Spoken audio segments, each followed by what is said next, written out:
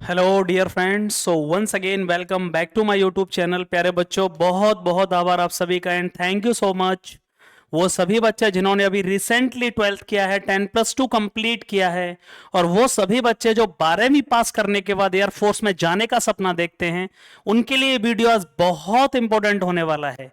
मैं आज बहुत ही ब्रीफली और प्लस के बहुत डीपली बात करने वाला हूं एयरफोर्स में कैसे ज्वाइन करना है, how to join Indian Air Force after completing 10+2, और 12वीं के बाद 12वीं पास करने के बाद इंडियन एयरफोर्स में अपना कैरियर बनाना है तो उसके लिए क्या क्या रिक्वायरमेंट होनी चाहिए, क्या क्या क्राइटेरिया होने चाहिए। प्यारे बच्चे, ये बहुत इंपॉर्टेंट बात मैं आपके लिए बताने जा रहा हूं। क्या क्या क्राइटेरिया चाहिए और क्या क्या रिक्वायरमेंट चाहिए, एक एक चीज पर हम लोग बात करने वाले हैं, याद रखिएगा।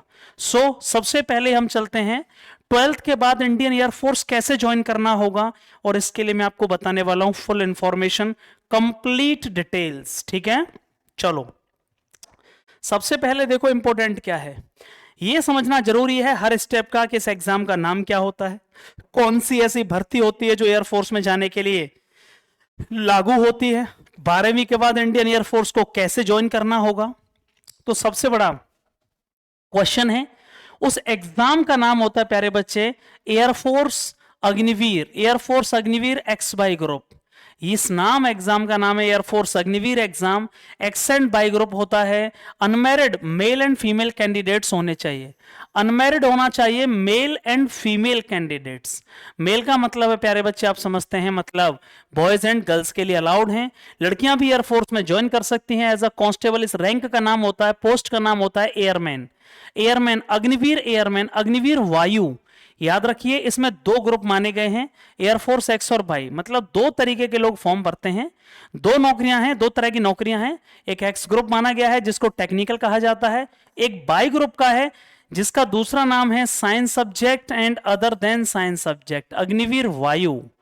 एक्स ग्रुप का मीनिंग है टेक्निकल, एक्स ग्रुप का मतलब होता है प्यारे बच्चे जो एंट्री होती है इसको टेक्निकल एंट्री भी कहते हैं, और बाई ग्रुप का मतलब है नॉन टेक्निकल एंट्री। ये दोनों एंट्री आपको एयरफोर्स में एयरमैन बनाने के लिए, अग्निवीर पोस्ट ऑफ अग्निवीर बनाने के लिए, और आपको ये एग्जाम लिया जाता है x group and Y group. ये नॉन ऑफिसर्स पोस्ट है, ऑफिसर की पोस्ट नहीं है। ऑफिसर आप एयरफोर्स में बनना चाहते हैं तो आपको एफकेट के थ्रू जाना होगा, सीडीएस एनडीए के थ्रू जाना होगा, इसके थ्रू केवल आप एयरमैन अग्निवीर बन सकते हैं। याद रखिए इस बात का। टोटल वैकेंसी हर इनटेक में कितनी आती है, साल में 2 इनटेक होते हैं इसके, और एक इनटेक में जो वैकेंसी आती है वो लगभग 5500 से 6000 वैकेंसी होती है, 5500 से 6000। और जो मेल है उनकी लगभग 5600 होती है, 5500, और फीमेल की लगभग 450 से 500। ठीक है ना। ये इनटेक किसे कहते हैं सर, हर साल में 2 इनटेक आते हैं, हर साल में 2 इनटेक आते हैं, in each intake 5500 vacancy male की और 500 वैकेंसी लगभग फीमेल की। कोई भी मेल या फीमेल, कोई भी लड़का या लड़की, याद रखो जिसकी उम्र 17.5 से 21 साल है वो इस फॉर्म को भर सकता है। साल में 2 बार फॉर्म निकलता है, दिसंबर और जनवरी में, और दूसरा फॉर्म प्यारे बच्चे आता है जून और जुलाई में। दिसंबर और जनवरी में और जून और जुलाई में साल में 2 बार फॉर्म आते हैं, और हर इनटेक में साल में 2 बार जो वैकेंसी आती है लगभग टोटल मिला के वो 11.5 से 12,000 वैकेंसी होती हैं। ठीक है, टोटल वैकेंसी कितनी होती हैं, 11.5 से 12,000, और एक इनटेक की वैकेंसी लगभग 6,000 होती हैं। याद रखिए ये बात क्लियर हो गया। नॉन ऑफिसर कोई भी मेल या फीमेल, कोई भी बॉय एंड गर्ल जो 17.5 से 21 साल का है वो इस फॉर्म को भर सकता है। जिन्होंने अभी रिसेंटली 12th किया है, जो अभी अभी 12th किए हैं, 2024 में जिनका 12th अभी हुआ है, याद रखिएगा उनकी वैकेंसी जून में आ रही है, जून 2024 में नोटिफिकेशन आ जाएगा, और जिसका एग्जाम होगा सितंबर। आप चैनल को फॉलो कर लीजिए, हर अपडेट के लिए कब कब वैकेंसी आती है मैं आपको बिल्कुल टाइमली नोटिफाइड करूंगा। ये बात समझ में आ गई। अब सबसे बड़ा क्वेश्चन है एजुकेशनल क्वालिफिकेशन। प्यारे बच्चे एजुकेशन जानना बहुत जरूरी है। देखो बहुत सिंपल तरीका है यार, एक्स ग्रुप का मतलब है साइंस सब्जेक्ट, मतलब टेक्निकल। ये वो वाला ग्रुप है मतलब जहां आप टेक्निकल सब्जेक्ट से पढ़े हो तो आप इस फॉर्म को भर पाओगे। यदि आपने 10+2 कंप्लीट किया है, 10+2 आपने कंप्लीट किया है, आपका मैथमेटिक्स होना चाहिए, फिजिक्स होना चाहिए, और इंग्लिश होनी चाहिए with 50% marks in aggregate. Twelfth में आपके 50% मार्क्स चाहिए और इंग्लिश जो सब्जेक्ट है उसमें स्पेशली 100 में से 50 मार्क्स चाहिए, ये बहुत इंपॉर्टेंट है। इंग्लिश में 100 में से 50 और ओवरऑल ट्वेल्थ में 50% मार्क्स चाहिए, याद रखिए। क्लियर हुआ कि नहीं हुआ? सो प्यारे बच्चे, एक्स ग्रुप का दूसरा नाम है साइंस सब्जेक्ट और बाई ग्रुप का दूसरा नाम है अदर देन साइंस सब्जेक्ट। ये बात आपको समझनी पड़ेगी। एक्स ग्रुप की टोटल एजुकेशनल क्वालिफिकेशन, कोई भी कैंडिडेट हु हैज कंप्लीटेड 10+2, जो कंप्लीटेड होना चाहिए। 10+2 में जो अपीयरिंग है वो इस फॉर्म को नहीं भर सकते। जिसके ट्वेल्थ में मैथ, फिजिक्स और इंग्लिश है वो एक्स ग्रुप का फॉर्म भर सकता है। ट्वेल्थ में टोटल परसेंटेज 50 होनी चाहिए और इंग्लिश जो सब्जेक्ट होता है स्पेशली उसमें 100 में से 50 मार्क्स चाहिए, तब वो फॉर्म को भर पाएगा। और बाई ग्रुप की जो एजुकेशनल क्वालिफिकेशन है 10+2 कंप्लीट होना चाहिए, किसी भी स्ट्रीम में होना चाहिए, चाहे आप कॉमर्स से हैं, चाहे आप आर्ट्स से हैं, चाहे किसी से भी हैं, आपके ट्वेल्थ में 50% मार्क्स चाहिए और इंग्लिश में इसका भी 50 मार्क्स चाहिए। 100 में से 50 मार्क्स आपके इंग्लिश में होने चाहिए। बाई ग्रुप के लिए 100 में से 50 मार्क्स चाहिए और ओवरऑल 50% मार्क्स चाहिए। ये बात क्लियर हुई कि नहीं? एजुकेशनल क्वालिफिकेशन की मैं बात कर रहा हूं एक्स ग्रुप और बाई ग्रुप के लिए। ये बहुत जरूरी है कि एक्स ग्रुप के लिए ट्वेल्थ में मैथ और फिजिक्स का होना बहुत जरूरी है। मैथ और फिजिक्स कंपलसरी है। बायोलॉजी वाले इसको फॉर्म को नहीं भर सकते। फिजिक्स, केमिस्ट्री, बायोलॉजी वाले, पीसीबी वाले इस फॉर्म को नहीं भर सकते हैं प्यारे बच्चे। ये बात क्लियर हुआ तो एक बार भाई जय हिंद लिख दीजिए। पोस्ट का नाम क्या है? एयरफोर्स अग्निवीर। 4 साल के लिए अभी है ये। सरकार ने इसको भी 4 साल की टेन्योर दे रखा है, सर्विस टेन्योर।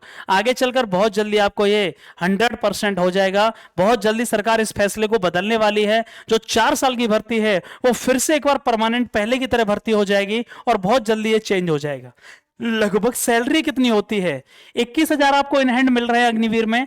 9,000 आपके सबमिट होते हैं। टोटल लगभग बैठता है 30,000 पर मंथ आपको इन हैंड मिल जाता है। 30,000 पर मंथ आपको मिल जाता है। 21,000 प्लस 9,000 अदर अलाउंसेस भी मिलते हैं और भत्ते, मेडिकल और फैसिलिटी मिलती है। सीएसडी कैंटीन फैसिलिटी भी आपको मिलेगी 4 साल तक। 4 साल तक आपको सारी फैसिलिटी मिलेंगी, मेडिकल फैसिलिटी, कैंटीन फैसिलिटी। उसके बाद आपको एक्स सर्विसमैन का कोटा इसमें अग्निवीर जो स्कीम है उसमें एक्स सर्विसमैन का कोटा नहीं मिलेगा आपको 4 साल बाद। ये ध्यान रखिएगा। सैलरी मैंने आपको क्लियर बता रखी है। 8वें वेतन आयोग में 40 से 45,000 हो जाएगी, इसमें कोई डाउट नहीं है। बहुत जल्दी आपके अग्निवीर स्कीम में बहुत बड़े बड़े बदलाव होने जा रहे हैं। अब हम बात करते हैं सर सिलेक्शन प्रोसीजर के। सिलेक्शन प्रोसेस क्या है? ये बहुत इंपॉर्टेंट चीज है। सिलेक्शन प्रोसेस क्या रहेगा सर? 2 फेज होते हैं। एक होता है फेज फर्स्ट, एक्स और वाई दोनों ग्रुप के लिए। एक होता है फेज फर्स्ट और एक होता है फेज सेकेंड।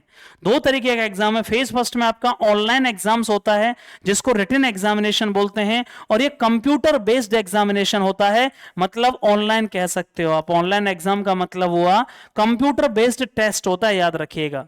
फेज फर्स्ट में आपको टेस्ट देना पड़ेगा। टेस्ट के बाद फिर फेज 2 होगा। जो फेज फर्स्ट में क्वालिफाई करेंगे फेज 2 में उनको 2 राउंड 3 राउंड और होंगे। पहले फिर पीएफटी होगा। पीएफटी का मतलब फिजिकल फिटनेस टेस्ट। जीडी मतलब ग्रुप डिस्कशन होगा। आपको इंग्लिश में आधा घंटे ऑफिसर के सामने बोलना है एक टॉपिक पर और फिर उसके बाद में मेडिकल होगा। आपको जीडी होने के बाद ही शाम को मेडिकल डेट मिल जाएगी और ये तीनों राउंड एक ही दिन में होते हैं। या इसके लिए आपको एयरफोर्स के जो एयरमैन सिलेक्शन सेंटर हैं उन पर जाना होगा और ऑनलाइन टेस्ट आपका जहां पर एयरफोर्स डिसाइड करेगा कि आपका एग्जाम है वहीं आपको जाना होगा। जहां एयरफोर्स डिसाइड करेगा कि आपका एग्जाम यहां पे सेंटर आया है आपको वहीं जाना होगा। लेकिन फेज सेकंड स्पेशली जो एयरमैन के अलॉटेड, जो एयरफोर्स के अलॉटेड एयरमैन सिलेक्शन सेंटर हैं एएससीज, उन पर आपका फेज सेकंड होगा और ये पूरा एक ही दिन में हो जाएगा। एक ही दिन सुबह से लेकर शाम तक आपका पूरा पीएफटी होगा, जीडी होगा और मेडिकल डेट मिल जाएगी। याद रखिए जो फाइनल कट ऑफ बनेगी वो रिटन एग्जामिनेशन के आधार पर बनेगी। फेज सेकंड का कट ऑफ से कोई रोल नहीं है, बस ये पास करने हैं। जो भी नंबर जुड़ते हैं वो फेज फर्स्ट के होते हैं। जो फाइनल कट ऑफ बनेगी याद रखना वो ऑल इंडिया लेवल पर कट ऑफ बनती है, स्टेट वाइज कट ऑफ नहीं बनती। ऑल इंडिया लेवल पर कट ऑफ बनती है और फाइनल जो कट ऑफ होती है वो फेज फर्स्ट के मार्क्स के बेसिस पर ही बनेगी। फेज 2 के मार्क्स नहीं जुड़ते हैं, ये केवल क्वालिफाई करना होता है फिजिकल, ग्रुप डिस्कशन और मेडिकल। इन सब में बस पास होना पड़ता है। इनके कोई मार्क्स नहीं होते, इनके कोई नंबर नहीं होते, इनके कोई मार्क्स नहीं होते हैं। याद रखना केवल फेज फर्स्ट के मार्क्स कंसीडर किए जाएंगे। अब हम बात करते हैं सिलेक्शन प्रोसीजर में एक्स और वाई ग्रुप का सिलेबस क्या होता है। ये बहुत इंपॉर्टेंट चीज होती है। यदि आप 12th किए हैं और आपको जानना है कि सर एक्स और एक्स का फॉर्म भरना है, तो सबसे पहले इसमें मैथ के 25 क्वेश्चन आते हैं। टेक्निकल, इसका दूसरा नाम होता है एक्स ग्रुप का टेक्निकल, और वाई ग्रुप का दूसरा नाम होता है नॉन टेक्निकल।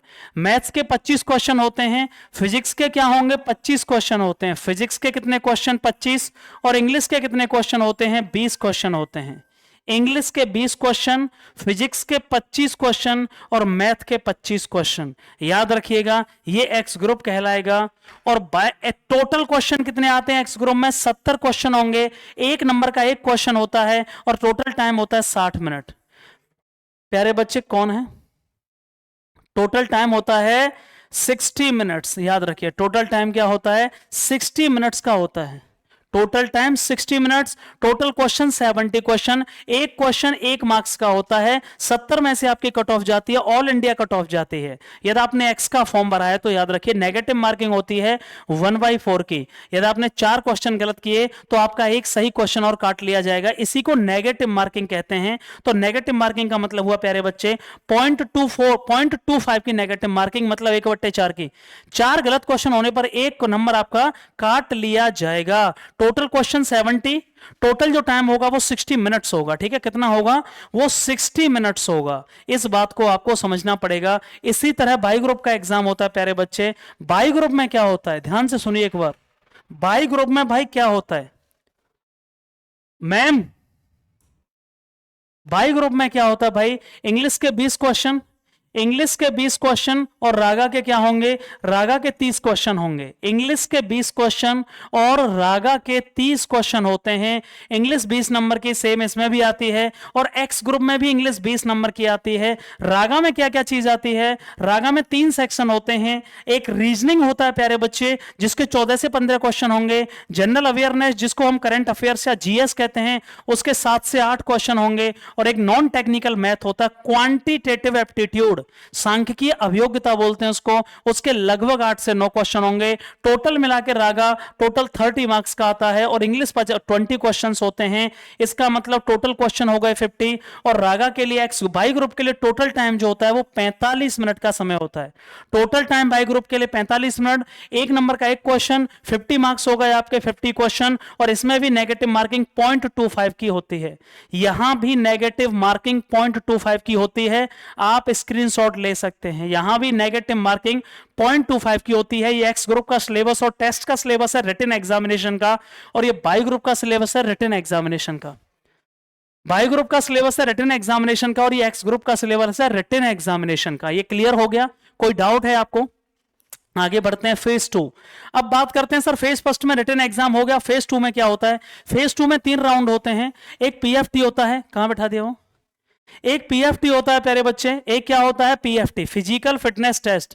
दूसरा क्या होता है? GD group discussion. एंड तीसरा क्या होता है प्यारे बच्चे? मेडिकल टेस्ट होता है। तीसरा मेडिकल होता है। पहला पीएफटी होता है, दूसरा जीडी होता है, तीसरा मेडिकल होता है। और ये एक ही दिन आपका सब कुछ हो जाता है। सुबह 5:30 बजे एंट्री की जाएगी, आपका फिजिकल स्टार्ट होगा, उसी दिन आपका ग्रुप डिस्कशन हो जाएगा, उसी दिन आपको मेडिकल डेट मिल जाएगी, और उसके 4 से 5 दिन बाद आपका मेडिकल होता है। Phase 2 will be conducted in the designated ASC centres. Phase 2 जो कंडक्ट किया जाता है वो ऑफलाइन होता है, और इसमें कोई रिटन नहीं होता, केवल फिजिकल फिटनेस टेस्ट होता है, जीडी होता है और मेडिकल होता है। और फेज 2 जो एयरफोर्स के एयरमैन सिलेक्शन सेंटर हैं, एयरमैन जो सिलेक्शन सेंटर है उन पर आपका फेज 2 होता है। लगभग 7 से 8 एयरमैन सिलेक्शन सेंटर हैं जहां पर कि आपका फेज सेकंड होगा। अब सबसे बड़ा क्वेश्चन है कि सर पीएफटी में क्या होता है? सबसे बड़ा क्वेश्चन है पीएफटी। तो फिजिकल में याद रखना, मेल को जो रनिंग करनी पड़ती है, मेल को जो रनिंग करनी पड़ती है 1600 मीटर की रनिंग 7 मिनट में, और फीमेल के लिए 1600 मीटर की रनिंग 8 मिनट में दिया जाता है। मेल को 1600 मीटर की रनिंग 7 मिनट में पूरी करनी होगी, फीमेल को 1600 मीटर की रनिंग 8 मिनट में करनी होगी। मेल को जो स्क्वाट्स करने होंगे, स्क्वाट्स किसे कहते हैं? उठक बैठक, वो 20 करने होंगे, और फीमेल को 15 करने पड़ेंगे। स्क्वाट्स बोलते हैं इनको, ठीक है ना। मेल को जो पुशअप्स करनी होंगी, जिसको दंड बोलते हैं गांव की भाषा में, मेल को 10 करनी होंगी, और फीमेल को पुशअप्स नहीं करनी होती है एयरफोर्स में। फीमेल के लिए पुशअप्स नहीं है, याद रखिए। और जो सिटअप्स होंगी, सिटअप्स सिर के बगल बैठकर जो किया जाता है, सिटअप्स मेल को 10 करनी पड़ेंगे, सिटअप्स और फीमेल को भी कितनी ऊपर करनी पड़ेंगे, 10 सिटअप्स 10 और मेल के लिए भी 10 करनी पड़ेंगी। ये फिजिकल का क्राइटेरिया है, ये पूरे पीएफटी का क्राइटेरिया है, इस बात को आप अच्छे से समझ लीजिए। अब हम बात करते हैं फेज 2 में सर जो ग्रुप डिस्कशन होगा। यदि आपने पीएफटी को क्लियर कर लिया है बच्चे, ध्यान से सुनना, यदि आपने पीएफटी को क्लियर कर लिया फिजिकल को, तो फिर आपको तुरंत उसके घंटे बाद उसी दिन आपका ग्रुप डिस्कशन होगा। ग्रुप डिस्कशन किसे कहते हैं आप जानते हैं, आपको 2 ऑफिसर आएंगे, आप 15 से 20 बच्चों को ग्रुप में बिठाया जाएगा, आप सभी से according to your chest number कहा जाएगा, आपको इंट्रोडक्शन देना है इंग्लिश में अपने बारे में, और आपको एक टॉपिक दिया जाएगा। उस टॉपिक के बारे में आपको अपने व्यूज बोलने होंगे, अपना शेयर पर्सपेक्टिव अपना शेयर करना पड़ेगा, अब इंग्लिश में बोलना पड़ेगा। जो जीडी होता है वो इंग्लिश में होता है, हिंदी में अलाउड नहीं है। All the candidates who pass the PFT, वो सभी कैंडिडेट जो पीएफटी को पास करेंगे, will have to go through, उन्हें किससे गुजरना पड़ेगा, एक ग्रुप डिस्कशन राउंड होगा। क्या होगा, एक ग्रुप डिस्कशन राउंड होगा, और जिसमें लगभग क्या करना पड़ेगा, each group of 15 to 20 candidates, 15 से 20 कैंडिडेट के ग्रुप बनाए जाएंगे, 15 से 20 कैंडिडेट के सिटिंग टुगेदर साथ में बैठा के इन फ्रंट ऑफ ऑफिसर के साथ बैठेंगे वो, और अपना उन्हें टॉपिक दिया जाएगा, और इंग्लिश में उन्हें उस टॉपिक पर बोलना होगा, अपना इंट्रोडक्शन बताना होगा, अपनी फैमिलीज के बारे में बताना होगा, और अपने परिवार के बारे में बताना होगा, एजुकेशनल क्वालिफिकेशन बतानी होगी। ये फेज सेकंड के लिए मैं पिछले 10 साल से पढ़ा रहा हूं, इसके लिए आपको कोई दिक्कत नहीं लेनी है। फेज सेकंड की गारंटी मेरी, आप रिटन एग्जामिनेशन निकाल लीजिएगा।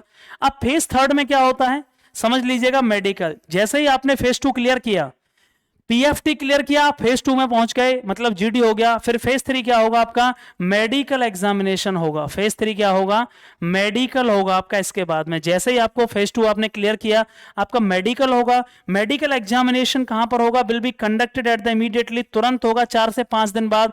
जैसे ही आपका फेज सेकंड खत्म होगा, आपको शाम को मेडिकल डेट दे दी जाएगी, और जो एयरफोर्स के एसएमसी हॉस्पिटल्स हैं, एयरफोर्स के जो हॉस्पिटल्स हैं एएससी पर, एयरमैन सिलेक्शन सेंटर है, वहां पर जो एसएमसीज हैं, जो हॉस्पिटल हैं, वहीं पर आपको क्या किया जाएगा बच्चे, वहीं पर आपका 4-5 दिन बाद तुरंत मेडिकल एग्जामिनेशन होगा, इनिशियल मेडिकल एग्जाम होगा वहां पर।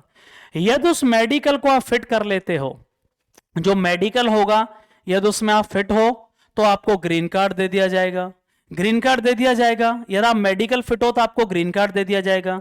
यदि आप मेडिकल अनफिट हो तो वहीं पर आपको फिर से रीमेडिकल और रेड कार्ड दे दिया जाएगा, दोबारा फिर से आपका मेडिकल होगा। यदि आपने मेडिकल क्लियर किया तो आपको उसी दिन ग्रीन कार्ड मिल जाएगा, मतलब आपने सब कुछ क्लियर कर लिया, अब आपकी फाइनल ज्वाइनिंग आना बाकी है।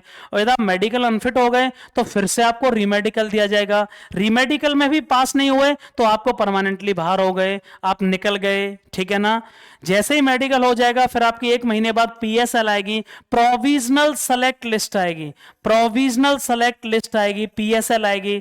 इसमें आपको वो बच्चे बता दिए जाएंगे जो मेडिकल फिट कौन है, अनफिट कौन है, ठीक है। उसके बाद आपकी एनरोलमेंट लिस्ट आएगी, इसको कहा जाता है कि किस किस की नौकरी अब लग गई है, उनके नाम इसमें आ जाएंगे।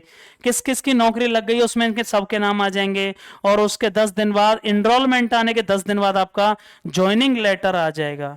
एनरोलमेंट आने के 10 दिन बाद आपकी क्या आ जाएगी, ज्वाइनिंग लेटर आ जाएगा। ये पूरा सिलेक्शन प्रोसेस है प्यारे बच्चे।